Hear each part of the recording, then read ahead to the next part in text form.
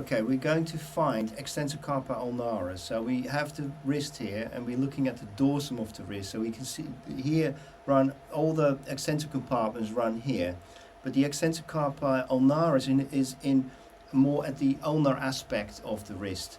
So what we do, we find the distal ulna. You can see that bony protrusion here at the ulnar aspect. We put the probe on that, and then when we do that, you can see my cursor pointing out the ulna, the distal ulna. Now we have to move much more towards the volar aspect, or like towards the sort of more ulnar aspect, going towards the volar region, but not all the way. And then you see in this little notch, you can see extensor carpi ulnaris. So it's in here, yeah. So it's like one move where you go from the dorsal aspect, and then you go much more ulnar, and then you can see it in a little groove.